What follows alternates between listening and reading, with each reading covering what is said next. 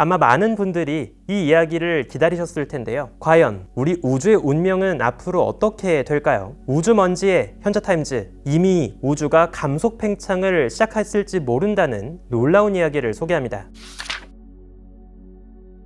우주는 팽창하고 있습니다. 138억 년 전 우주가 시작된 이래로 꾸준히 팽창하고 있지요. 이건 모든 천문학자들이 동의합니다. 하지만 디테일로 가면 의견이 갈라지죠. 그 팽창이 꾸준히 같은 속도로 이어져 왔는지 아니면 점점 빨라지고 있는지 또는 느려지고 있는지에 대해선 의견이 엇갈립니다. 오늘날 우주의 운명을 이야기하기 위해서 가장 중요한 타겟은 초신성입니다. 초신성은 별 하나의 폭발이지만 별 수천억 수조개가 모여있는 은하 전체 맞먹을 정도로 아주 밝게 터지죠. 그래서 아주 먼 거리에 떨어져 있어도 충분히 볼 수 있다 보니 먼 우주를 보기 위한 좋은 등대가 됩니다. 게다가 전통적으로 타입 1A 초신성은 가장 밝아지는 순간의 최대 밝기가 거의 일정하다고 생각해 왔습니다. 타입 1A 초신성은 스펙트럼에선 뚜렷한 수소를 보이지 않는 종류의 초신성을 이야기하는데요. 이건 수소가 거의 사라진 백색외성이 터지기 때문입니다. 백색외성은 찬드라세카 한계라고 알려진 특정 한계 질량 이상으로 무거워지면 폭발한다고 알려져 있는데요. 그 한계 질량이 항상 일정할 거라 생각했고, 따라서 타입 1A 초신성은 우주 역사를 통틀어 언제 어디에서나 같은 밝기로 터지는 표준 기준이 될 수 있다라고 생각해왔죠. 먼 우주에서 초신성이 터진다면 우린 그 최대 밝기가 실제로 얼마나 밝아야 할지를 알고 있고, 그걸 간단하게 적용하면 그 초신성이 터진 은하까지의 거리도 잴 수 있다는 겁니다. 하지만 실상은 그리 간단하지 않습니다. 타입 1의 초신성이 폭발하는 메커니즘은 아주 다양하기 때문이죠. 대표적으로 백색외성이 옆에 있던 동반성으로부터 물질을 빼앗아 먹거나 또는 백색외성 둘이 서로 충돌할 때 타입 1의 초신성이 터집니다. 백색외성이 평범한 거성과 짝을 이루고 있다가 물질을 흡수하면서 폭발하는 경우를 싱글 디제너러시 SD 초신성이라고 하고요. 백색외성 두 개가 서로 충돌할 때 터지는 경우를 더블 데제너러시 DD 초신성이라고 합니다. 또 백색외성 안에 니켈과 같은 금속 함량이 얼마나 많았는지에 따라서 폭발 순간 최대 밝기는 크게 달라질 수 있죠. 전자가 많은 금속 원소는 빛을 더 많이 흡수하면서 천체의 밝기를 더 어둡게 만드는 일종의 불투명도를 높이는 요소로 작용하기 때문입니다. 이처럼 타입 1의 초신성의 기원과 상황이 아주 다양하다 보니 단순히 최대 밝기가 항상 똑같을 거라 가정하고 표준 촛불로 삼는 것은 꽤 투박한 가정이라고도 볼 수 있죠. 특히 우주가 나이를 먹고 진화하면서 우주 전역의 은하, 별의 화학 조성과 금속 함량도 변해왔기 때문에 초신성의 밝기 역시 은하, 별의 나이에 따라서 달라질 여지가 있습니다. 사실 이미 1980년대 때부터 이런 문제 제기들이 조금씩 있어 왔습니다. 타입 1의 초신성을 표준 촛불로 삼기 위해선 이러한 나이에 따른 편향을 세심하게 고려할 필요가 있다는 주장이었죠. 대표적으로 비아트리스 틴슬리가 있습니다. 먼 거리의 은하는 빅뱅 직후 초기의 우주를 대변합니다. 가까운 은하로 올수록 나중에 태어난 나이가 많은 은하가 섞여 있죠. 우주 초기의 젊은 은하에선 타입 1A 초신성보단 수명이 짧은 무거운 별 스스로 붕괴할 때 폭발하는 타입 2 방식의 초신성이 훨씬 많았습니다. 또 별이 나이를 먹고 초신성이 되기까지 걸리는 지연 시간, 딜레이 타임을 고려해야 더 정확하게 유추할 수 있죠. 또 이것은 은하의 나이에 따라서 달라집니다. 이러한 초신성 밝기의 나이 편향은 상대적으로 더 어린 먼 은하에서 초신성을 더 어둡게 보이게 만듭니다. 그리고 만약 이것을 올바르게 보정하지 않는다면 단순히 먼 은하가 예상보다 더 먼 거리에 있어서 초신성이 더 어둡게 보인다고 판단하게 되죠. 그리고 이것은 우주 팽창이 점점 빨라지면서 먼 은하까지의 거리가 예상보다 더 멀어지고 있다는 결론으로 이어집니다. 실제로 1998년 아담 니스, 브라이언 슈미트, 그리고 소울 펄머터의 연구팀은 이러한 방식으로 우주 팽창이 점점 더 빨라지는 가속 팽창을 하고 있다는 결론에 도달했죠. 그리고 중력의 반대 방향으로 우주를 더 빠르게 팽창시키고 있을 거라는 미지 에너지, 암흑 에너지가 천문학의 가장 뜨거운 난제로 새롭게 떠오르기 시작했습니다. 그리고 아직까지 그 정체는 전혀 밝혀지지 않았죠. 정체는커녕 마땅한 후보도 없습니다. 5년 전 이영욱 교수님의 연구팀은 바로 이 틴슬리가 고민했던 나이에 따른 초신성의 광도 진화 효과를 실제 관측 데이터를 바탕으로 입증해냈죠. 실제 각 은하들의 나이에 따라서 초신성의 밝기가 어떻게 달라지는지를 확인한 결과 나이가 어린 은하로 갈수록 초신성은 실제로 더 어둡게 보여야 한다는 결과가 나왔습니다. 그리고 이 나이에 따른 광도 진화 효과를 추가로 보정해 상황에서 다시 우주 팽창의 속도 변화를 확인해 본 결과 기존의 모델과 달리 가속 팽창 효과가 깔끔하게 사라지는 결과를 보였죠. 하지만 당시까지만 해도 대부분의 학계에서는 크게 동의하진 않았습니다. 가장 큰 이유는 여전히 다른 독립된 관측적 증거들이 가속 팽창을 지지하는 모양새였기 때문이죠. 하지만 이제 상황이 좀 달라졌습니다. 이번 새로운 추가 논문은 오히려 지난 몇 년 사이 이루어진 또 다른 독립된 관측 결과들이 우주가 가속이 아닌 감속 팽창을 하고 있다는 모델을 더 지지하는 결과를 보이고 있기 때문이죠. 이번 추가 연구에서 적극적으로 함께 활용한 데이터가 바로 내시의 데이터입니다. 이름부터 암흑 에너지의 정체를 찾겠다는 포부가 담긴 프로젝트죠. 이 관측 프로젝트는 초신성이 아닌 다른 잣대로 우주의 스케일을 잽니다. 바로 바리온 음향 진동인데요. 태초의 우주는 플라즈마 상태였습니다. 태초에 밀도가 살짝 높았던 지점을 중심으로 마치 음파가 퍼지듯이 플라즈마를 타고 파동이 퍼져나갔습니다. 그러던 중에 우주가 팽창하면서 우주가 충분히 식었을 때 플라즈마는 그대로 얼어붙었죠. 그 순간 사방으로 퍼지던 초기의 우주의 음파도 그대로 얼어붙었습니다. 이때 얼어붙은 파도는 밀도가 더 높은 구간이 됩니다. 그리고 그곳을 중심으로 은하가 만들어졌죠. 그래서 실제 현재 우주의 거대 구조를 보면 은하가 마냥 랜덤하게 분포하지 않습니다. 딱 이때 만들어진 초기 우주의 음파, 그 진동의 스케일만큼 은하들이 서로 멀리 간격을 두고 떨어져 있죠. 초기 우주의 플라즈마가 얼어붙고 우주 거대 구조에 그대로 각인된 태초의 진동 흔적, 바리온 음향 진동이라고 합니다. 이것은 우주의 나이에 상관없이 항상 같은 스케일을 유지해야 됩니다. 타입 1의 초신성이 밝기가 일정할 거라 기대했던 표준 촛불이었다면 바리온 음향 진동은 그 크기, 스케일이 일정한 표준 잣대라고 볼 수 있지요. 작년 내시팀은 이 바리온 음향 진동을 분석한 끝에 흥미로운 가능성을 보여주었습니다. 바로 암흑 에너지가 상수가 아닌 시간에 따라 변하는 값이라는 거죠. 오랫동안 암흑 에너지는 아인슈타인이 이야기했던 우주 상수라고 생각했습니다. 우주가 팽창하면서 부피가 커지지만 암흑 에너지의 밀도는 항상 일정해야 했죠. 이건 마치 우주의 총 암흑 에너지가 계속 새롭게 늘어나는 것처럼 보입니다. 그래서 어디서 튀어나온 건지 알 수 없는 새로운 에너지라는 뜻에서 일명 팬텀, 유령 에너지라고 부르기도 했죠. 하지만 작년의 대시팀은 이 암흑 에너지가 점차 시간이 흐르면서 줄어들고 있다는 새로운 가능성을 보여주었습니다. 하지만 여전히 당시에 그들의 결과에서도 우주가 감속 팽창하고 있다고까지는 이야기하지 않았습니다. 단지 초기에 비해서 암흑 에너지 세기가 점점 약해지고 있다는 정도의 결과였죠. 자동차로 비유하면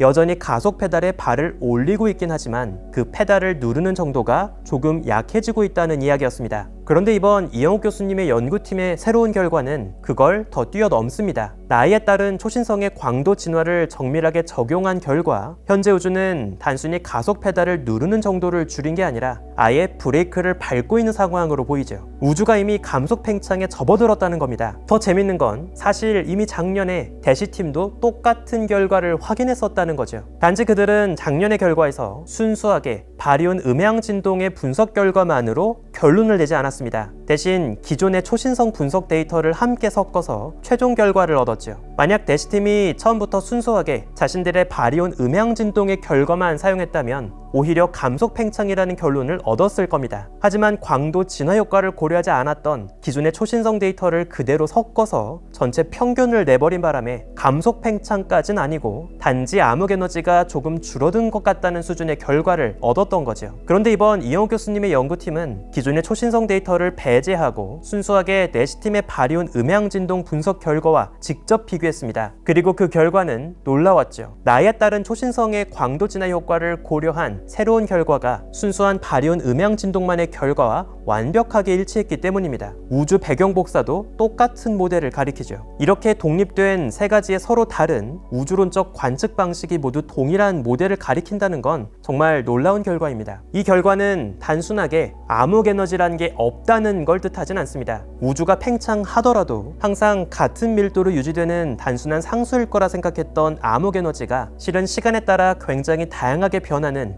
이상한 녀석이라는 걸 의미하죠. 마치 물이 고체, 액체, 기체를 거쳐서 상태 자체가 변하는 것처럼 암흑에너지의 상태 방정식 자체가 변해야 합니다. 빅뱅 직후 태초에는 팬텀 에너지로 행동하던 것이 한때 우주상수처럼 행동하다가 이젠 또다시 점차 줄어드는 이상한 방식으로 행동합니다. 즉 이번 이용 교수님 연구팀의 결과를 더 정확하게 정리해보자면 이렇습니다. 흔히 잘못 알려져 있는 것처럼 단순히 암흑에너지가 없다가 아니라 우주상수는 없다, 암흑에너지는 상수가 아니다 라고 봐야 하는 거죠. 인터뷰를 주고받을 때 교수님은 이것이 정확히 어떤 결말로 이어질진 아직 알 수 없다고 이야기하셨습니다. 다만 암흑에너지가 기존에 생각했던 단순한 우주상수 같은 게 아니고 무언가 전혀 다른 개념이라는 걸 가리킨다고 말씀하셨죠. 우주는 진화합니다. 그리고 우주를 바라보는 인류의 우주관도 함께 진화하죠. 오랫동안 아무 일 없이 항상 똑같은 모습으로 유지될 거라 생각했던 우주는 어느 순간 빠르게 팽창하는 세계가 되었고 또 갑자기 그 팽창이 점점 더 빨라지는 세계가 되었습니다. 그리고 이젠 또 다시 그 팽창이 오히려 더뎌지고 있을지 모른다는 또 다른 가능성도 열리고 있죠. 우주론은 아직 완결되지 않았습니다. 그리고 앞으로도 아마 영원히 완성되지 못할 겁니다. 다만 우린 그 진리에 완벽하게 도달할 수 없을 거라는 걸 알면서도 쉬지 않고 그 진리에서 조금씩 더 가까이 다가가고 있을 뿐이죠. 과연 암흑에너지, 우주의 가속 팽창을 이야기하는 지금의 우주론은 또 어떤 운명을 맞이하게 될까요? 암흑에너지가 시간에 따라 변화하고 있었다면 대체 그 이유는 또 무엇일까요? 또 앞으로 우주의 운명은 어떻게 될까요? 시시각각 혼란스럽게 변화하는 암흑에너지만큼이나 우리